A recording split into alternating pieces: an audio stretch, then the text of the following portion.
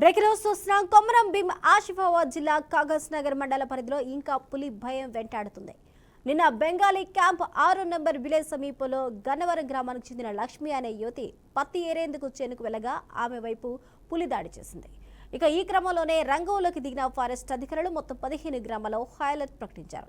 ఇస్గా, నస్రల్ నగర్, సీతానగర్, అనుకోడ, గన్నారం, కడంబ, ఆరేగూడ, బాబునగర్ ప్రాంతాల్లో పులి సంచరిస్తున్నట్లుగా వారు తెలిపారు. అటవీ ప్రాంతానికి సమీపంలో ఉన్న వారు పొలం పనులకు వెళ్లొద్దని ఫారెస్ట్ అధికారులు హెచ్చరికలు జారీ చేశారు.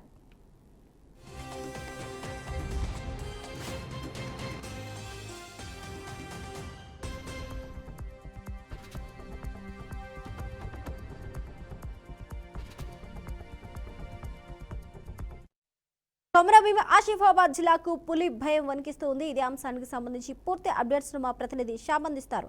శ్యామ్, స్వప్న, కొమరం భీం ఆసిఫాబాద్ జిల్లా ప్రజలు పెద్ద పూలు దాడులు వణికిస్తున్నాయి.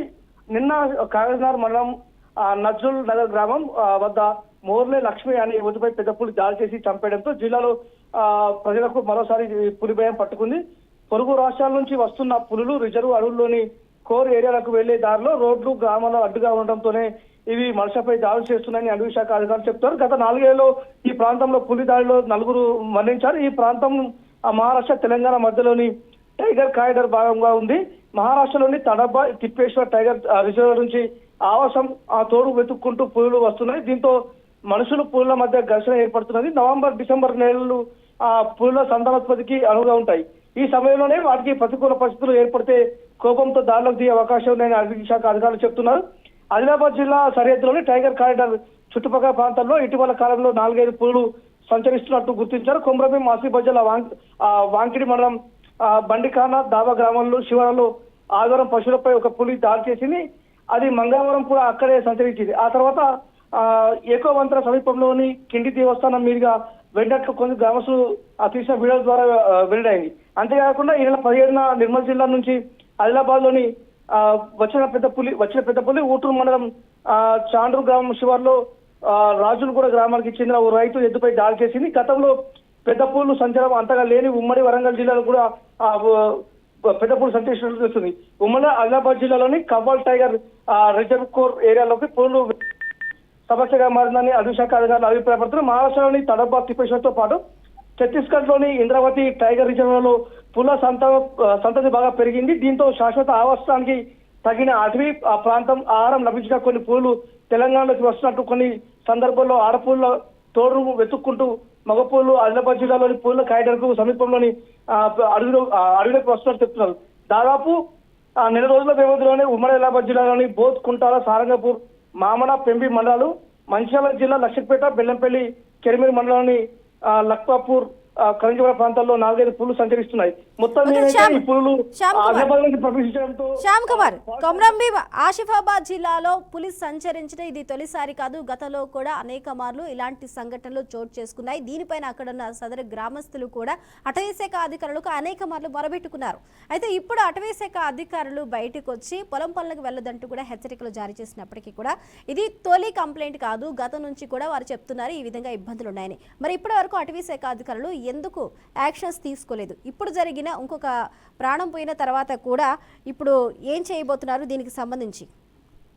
గత 2 ఏళ్ల పరిధిలో దాదాపు ఇప్పటికీ కాగజ్నగర్ అడవి ప్రాంతంలో ఇప్పటి వరకు 4 వ్యక్తులైతే మరణించినట్టు తెలుస్తుంది. మొత్తం మీద ఇంతవరకు 2 మాత్రం పులి దాడిలో మరణించగా ఇంకా 2 ఏనుగు దాడిలో మరణించారు. మొత్తం మీద కాగజ్నగర్ కారిడార్ ప్రాంతంలో 4 వ్యక్తులు గత 2 ఏళ్ల పరిధిలో 4 వ్యక్తులు మాత్రం చనిపోవడం అయితే జరిగింది. అయితే తరచూ పెద్ద పులులు మహారాష్ట్ర, అదేవిధంగా ఛత్తీస్గఢ్ ప్రాంతాల నుండి అడవి నుండి మన ఏదైతే కాగజ్నగర్ కారిడార్ ప్రాంతం అడవి ఉందో అక్కడికి వస్తున్న నేపథ్యంలో అక్కడ ప్రజలు జాగ్రత్తగా ఉండాలని చెప్పేసి అధికారులు సూచిస్తున్న పరిస్థితి కనబడుతుంది.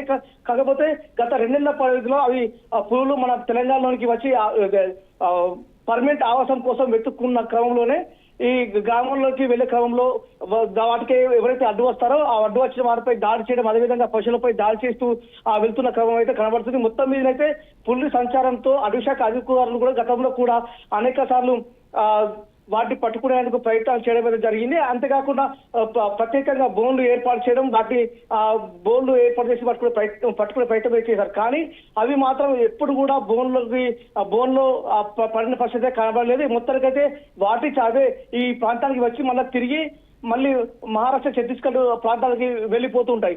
కానీ ఇప్పుడు మాత్రం తరచుగా ఇప్పుడు దాదాపు డిసెంబర్, నవంబర్ నెలలో ఇవి సంతానోత్పత్తి కాలం కాబట్టి ఇప్పుడు ఆడపులి మగపులి కోసం తోడు వెతుక్కునే క్రమంలోనే ఇలాంటి సంఘటనలు జరుగుతున్నాయని చెప్పేసి అధికారులు చెప్తున్నారు. మొత్తం మీదైతే అయితే కాగజ్నగర్ వాసులు ఇప్పటికీ అనేక సార్లు ఫారెస్ట్ అధికారులకు వినిపించినప్పుడు ఫారెస్ట్ అధికారులు ఒకటే చెప్తున్నారు, మీరు జాగ్రత్తగా ఉండాలి. ఎందుకంటే ఏదైతే పులులు అంతరించిపోతున్న క్రమంలో పులులు మళ్ళీ వాటి సంఖ్య పెరిగింది. ఈ క్రమంలోనే మన మంచి కాగజ్నగర్ కారిడార్ లోకి వస్తున్నాయి కాబట్టి వాటిని మాత్రం ఏం చేయొద్దు అని చెప్పేసి అధికారులు వాళ్ళని మాత్రం హెచ్చరిస్తారు. ఒకవేళ పశువులపై దాడి చేస్తే కనుక మేము వాటికి సంబంధించిన ఎక్స్గ్రేషియా ప్రభుత్వం నుండి ఇప్పిస్తామని చెప్పేసి చెప్తున్నారు. మొత్తం మీద మాత్రం కాగజ్నగర్ లో క్యాడర్ లోకి పులులు రావడంతో ఫారెస్ట్ అధికారులు అయితే పొలం పనులకు వెళ్లే వాళ్ళు కావచ్చు, అదేవిధంగా చుట్టుపక్కల ప్రాంతాలు మాత్రం అలర్ట్ చేస్తున్న పరిస్థితి కనబడుతుంది.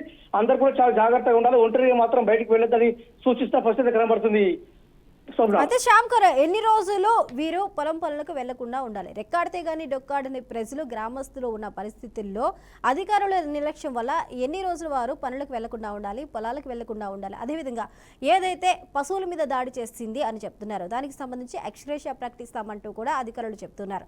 మరి ఎక్స్గ్రేషియాతో వారికి జరిగిన నష్టం తిరిగి వస్తుందా? పోతున్న ప్రాణాలను తిరిగి ఇవ్వగలుగుతారా? మరి దీనికి సంబంధించి శాశ్వత పరిష్కారం దిశగా ఎందుకు ఆలోచించట్లేదు? అంటే స్వప్న మొత్తం మీదనైతే ఆ ఫారెస్ట్ అధికారులు మొత్తం మీదనైతే అయితే వారి పశువుల పైన పులి దాడి చేసి చంపుతున్న క్రమంలో పశువులను దానికి సంబంధించిన ఎక్స్గ్రేషియా ఇవ్వడం జరుగుతుంది. దానికి తోడుగా ఏవైతే పశువు చనిపోతే ఆ పశువు ప్లేస్ లో ఇంకో పశువు కొనుక్కోవడానికి వీలుగా ప్రభుత్వం అయితే కొంత అమౌంట్ అయితే వాళ్ళకి చెల్లిస్తున్న పరిస్థితి కనబడుతుంది. మీరు అన్నట్టుగా అయితే పులులు వస్తున్న క్రమంలో పొలాలకు వెళ్ళడానికి ఇబ్బంది అయినప్పటికీ కూడా ఫారెస్ట్ అధికారులు ఒకటే చెప్తున్నారు, కొంచెం జాగ్రత్తగా వెళ్ళాలి. ఎందుకంటే పులులు ఆవాసం కోసం ఇక్కడికి వస్తున్న నేపథ్యంలో వాటిని మాత్రం ఎవరు ఏం చేయొద్దు. కాకపోతే వాటిని పట్టుకొని తిరిగి పంపించే టెక్నాలజీ లేదు కాబట్టి వాటికి సరిపడా ఫుడ్ కావచ్చు, అయితే వాటికి స్థిర ఆవాసం కోసం వెతుకున్న క్రమంలోనే ఈ ఏదైతే మహారాష్ట్ర, తిప్పేశ్వర్, అదేవిధంగా ఛత్తీస్గఢ్ నుండి పులులు వస్తున్న క్రమంలో వాటిని చాలా జాగ్రత్తగా చూసుకోవాలని చెప్తున్నారు. అయితే ఒకవేళ పులులు వచ్చి మళ్ళీ ఒక రెండు మూడు నెలల తర్వాత మళ్ళీ మహారాష్ట్ర వెళ్లే అవకాశం ఉంటుంది కాబట్టి వాటిని ఎవరు కూడా ఏమర్థం చేసి చెప్పేసి అధికారులు చెప్తున్నారు. కాకపోతే కూలి పనులకు వెళ్లే వారు కొంచెం ఇబ్బంది పడినప్పటికీ కూడా వారు మాత్రం ఒక 2 నెలలు కొంచెం జాగ్రత్తగా ఉండాలని చెప్తున్న పరిస్థితి కనబడుతుంది. మొత్తం మీద అయితే ఈ స్థిర ఆవాసం కోసమే ఇవి పులులు 100 కిలోమీటర్ల దూరం, అదేవిధంగా తోడు కోసం 100 కిలోమీటర్ల దూరం వస్తున్న నేపథ్యంలో వాటిని మాత్రం ఎవరు ఏం చేయదని చెప్తున్నారు. గతంలో కూడా అనేక సార్లు పులులు మహారాష్ట్ర కావచ్చు, ఛత్తీస్గఢ్ నుండి మన రాష్ట్రానికి వచ్చి తిరిగి వెళ్ళిన సందర్భాలు అనేకే ఉన్నాయి కాబట్టి అవి కూడా మళ్ళీ తిరిగి మహారాష్ట్ర, ఛత్తీస్గఢ్ తమ ప్రాంతాలకు వెళ్లే అవకాశం ఉంటుంది కాబట్టి వాటిని మాత్రం ఎవరు ఏం చేయొద్దని చెప్పేసి అధికారులు సూచించిన పరిస్థితి కనబడుతుంది. గతంలో కూడా ఈ పులులను పట్టుకునేందుకు కూడా అనేక ఏర్పాట్లు చేయడం జరిగింది. కాకపోతే ఏ రోజు కూడా వాళ్ళు పెట్టిన బోన్లలోకి పడడం కావచ్చు, అదేవిధంగా అలాంటి సంఘటనలు అయితే ఏ రోజు కూడా జరగలేదు. తిరిగి అవి వాటి సొంత ప్లేస్లకు వెళ్తున్న నేపథ్యం అయితే ఉంది. స్వప్న. Thank you Shyam Kumar.